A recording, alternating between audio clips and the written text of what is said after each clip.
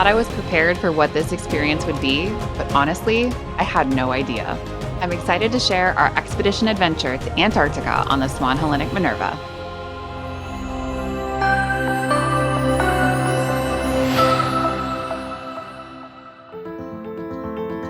When I told my friends I was going to Antarctica, their immediate response was, "That's on my bucket list."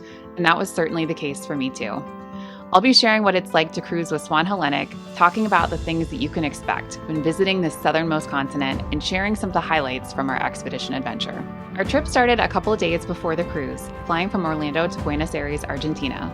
Upon arrival, we were escorted to a private transfer to the Casa Lucia hotel.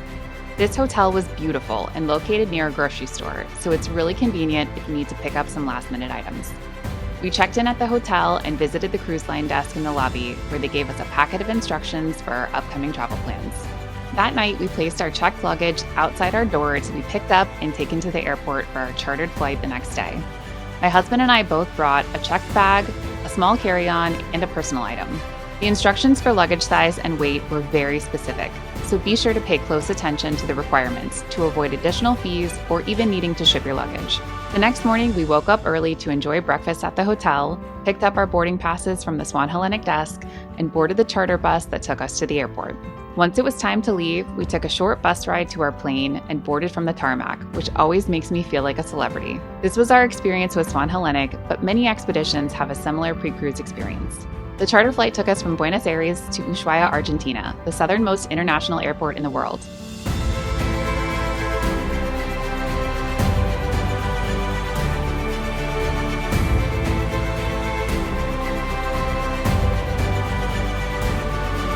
Upon arrival, we were greeted by Swan Hellenic staff who escorted us to baggage claim to retrieve our luggage. We picked up our checked bags and took them to a drop-off area so they could be taken by the Swan Hellenic crew directly to the ship. We boarded the charter buses for our drive to the port, and along the way, stopped at several places in Ushuaia to walk around and take photos of the harbor.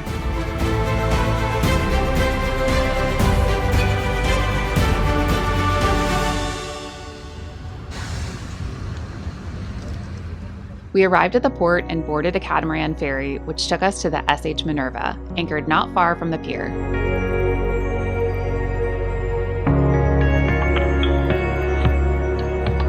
Once on board, we went directly to the observation lounge to check in.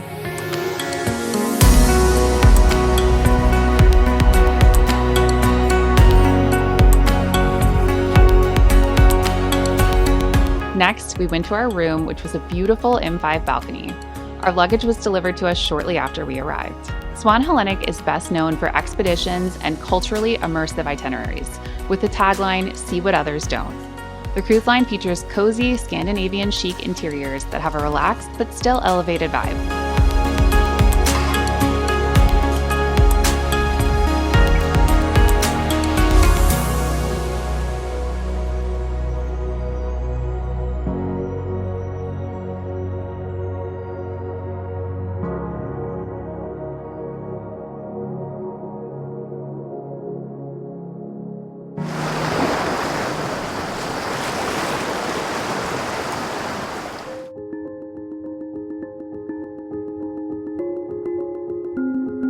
While Minerva is a small ship, it has plenty of spaces for lounging, enjoying a meal, and wildlife viewing.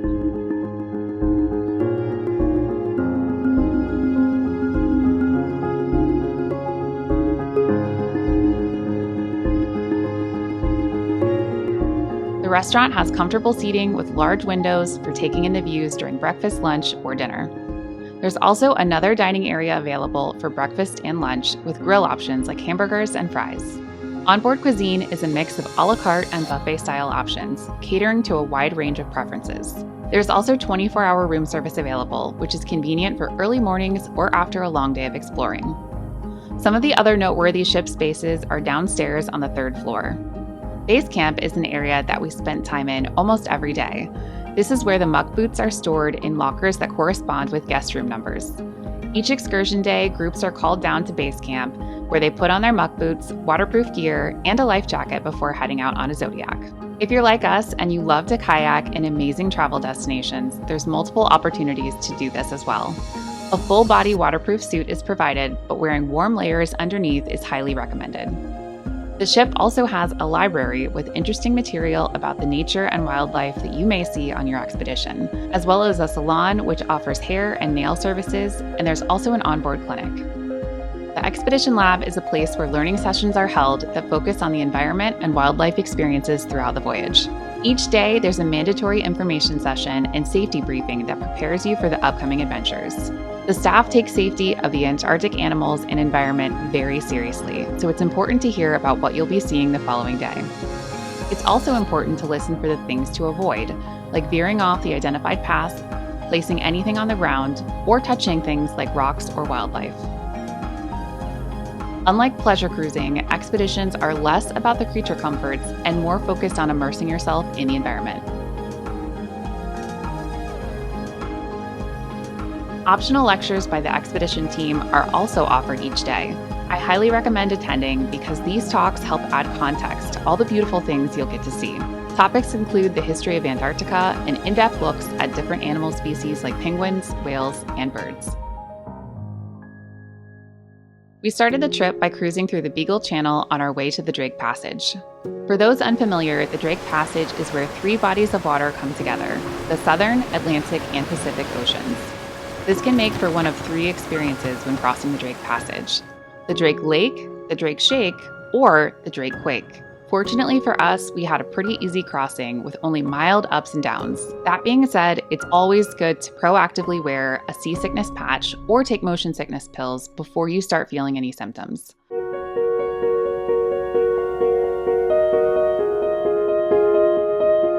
Our first stop was Robert Point.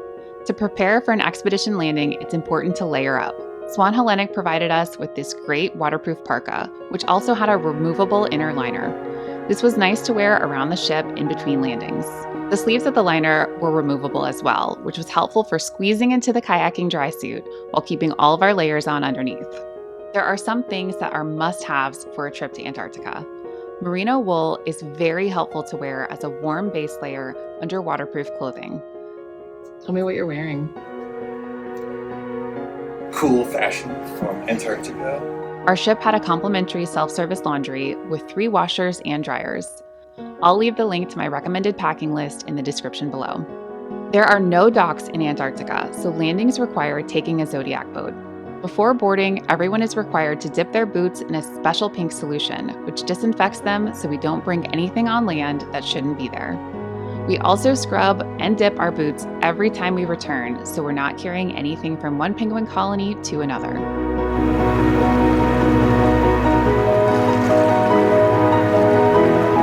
When we arrived on Robert Point, we were greeted by gentoo and chinstrap penguins, as well as some elephant seals.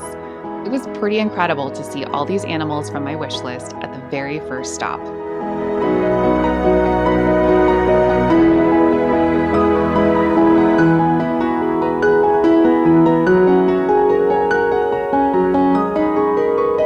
Flags are used to identify walking paths for the group, but they're also used to identify areas to avoid. We were instructed to always stay at least 5 meters away from any wildlife, which is sometimes challenging because penguins can be pretty curious. One of the cutest things we saw was when this gentoo penguin decided to remove one of the safety flags from the path.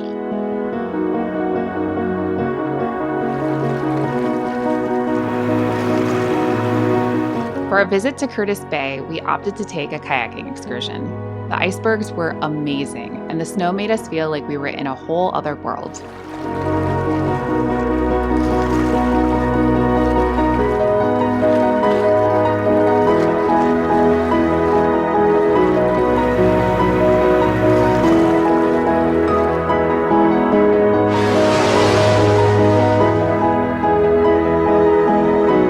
Hydrurga Rocks was our second stop of the day, and where we experienced our first hike in the snow.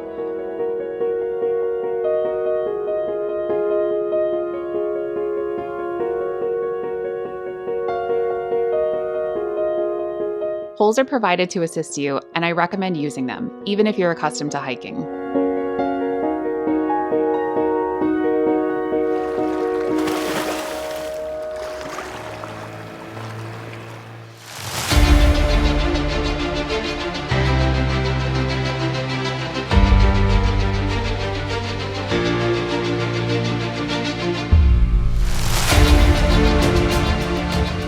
We did a Zodiac tour of Neko Harbor with Louisa, one of the members of the expedition team.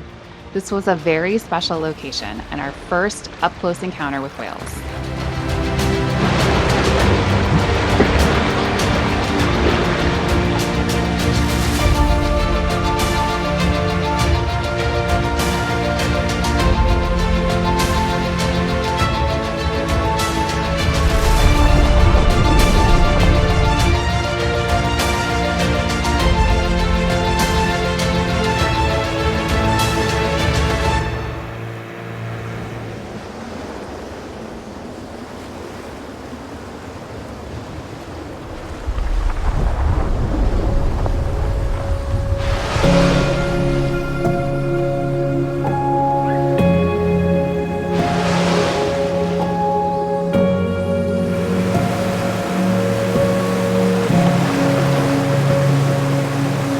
Port Lockroy is famous for having the southernmost post office in the world. Here, you can purchase postcards and stamps and mail them to loved ones, friends, or even yourself. If you forget to bring an address, that's okay too. You can drop off your stamped postcard at the reception desk on your ship and they'll mail it for you the next time they visit Port Lockroy. The gift shop also has a variety of apparel and souvenirs for purchase. They don't take cash, so make sure to bring a credit card with you when you visit this popular destination. This spot is also very special because of the abundance of Gentoo penguins living on the island. While maintaining a 5-meter distance from all animals still applies, it's almost impossible to avoid having one or more walk right past you on their penguin highways. These little baby Gentoos were the cutest.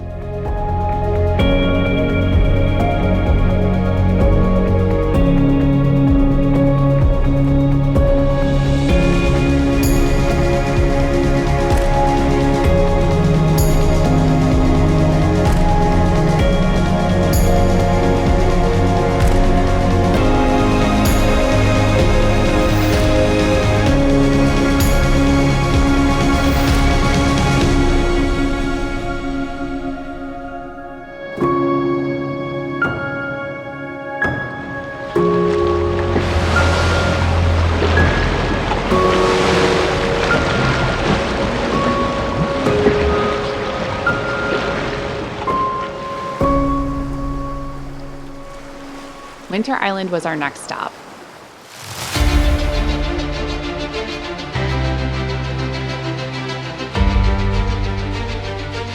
We took a short hike to enjoy these stunning views before heading back down to visit the Wordie House.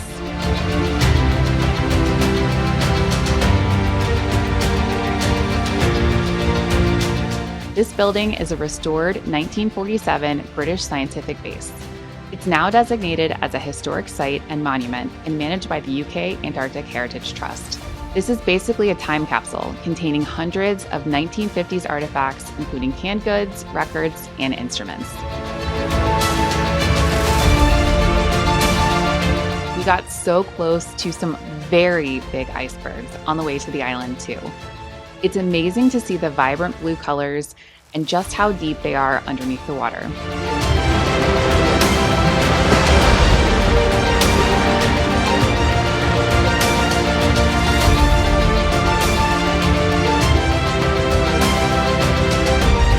At Petermann Island, we got to see a colony of Adélie penguins.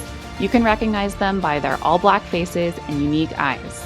Much like the Gentoo and chinstrap penguins, their playful nature is on full display, almost as if they're performing for us.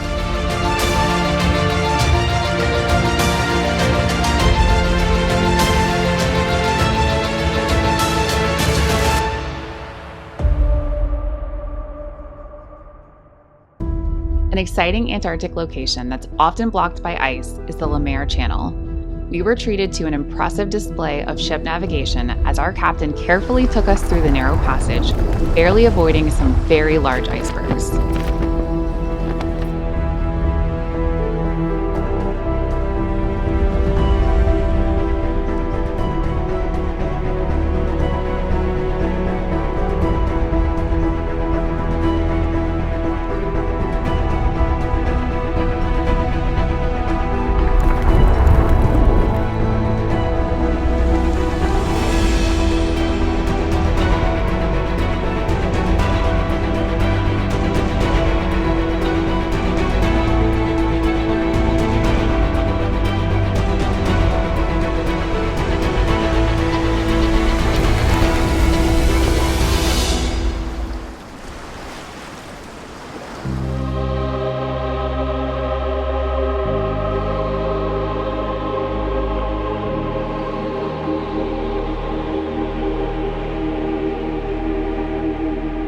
Surprise Island was our last opportunity to go kayaking on this voyage, so we decided to brave the cold once more and hit the water early in the morning.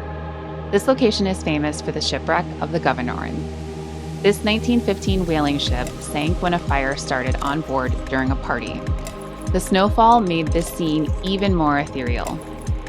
Our guides, Alexis and Leslie, were so knowledgeable and kept us safe during kayaking, making sure to always be between us and anything that could be dangerous, like rolling icebergs or calving glaciers.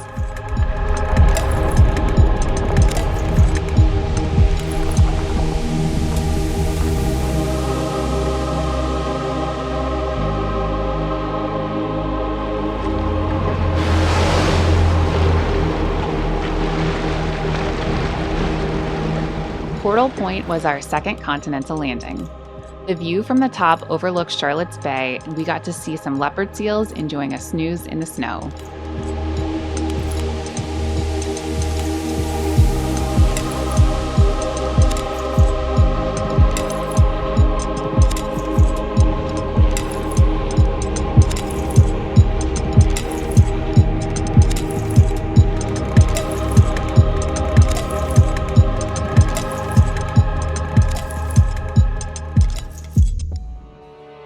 Shortly after everyone got back on board, it was time to do the polar plunge. This is an opportunity to fully and literally immerse yourself by jumping off the side of the ship into the icy waters of Antarctica. The ship's photographer, Len, was there to capture everyone's face the moment before they hit the water. Posing is highly encouraged.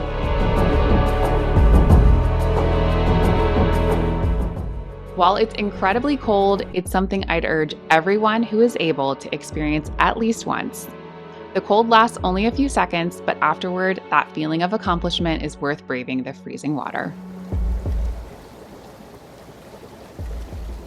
Deception Island was our next scheduled stop on our final excursion day. The expedition team took Zodiacs out to assess the weather conditions, but the waves were too high to safely get passengers to the landing spot. It's important to note that flexibility is very important for expeditions. The posted itinerary on any voyage may not actually reflect the locations you get to visit. The crew take the safety of the guest very seriously, so they're always making sure that the landings are in the very best conditions possible. Thankfully, we got to visit False Bay, which is an icy harbor with gentoo penguins and leopard seals on the large ice blocks. We boarded the Zodiac and slowly made our way around the bay, getting so close to the sleeping seals both on the ice and the rocky beachfront.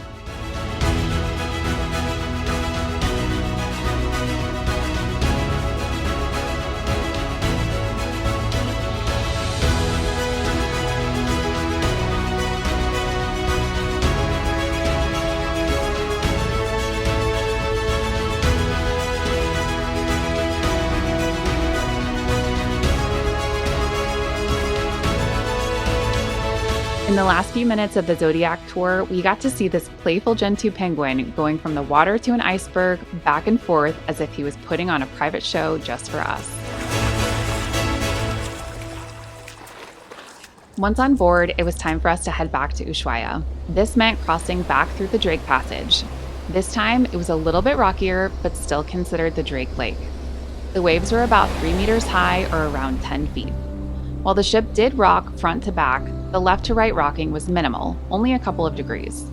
Getting back through the Drake Passage takes about a day and a half to 2 days. During that time, there's lectures and other fun activities led by the expedition team. It's hard to describe the feeling I had in Antarctica. Using regular words like beautiful, spectacular, or epic just don't seem to do it justice. If Antarctica is on your bucket list, I highly recommend going on an expedition voyage to experience it for yourself.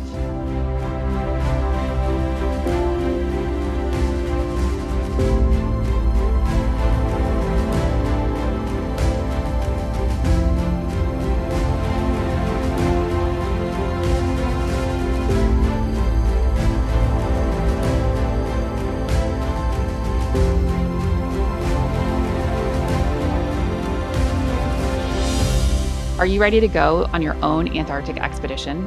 I've got access to the best rates and perks, and I would love to help get you on board. Reach out at curatedbylaurapoe.com. Thanks for watching.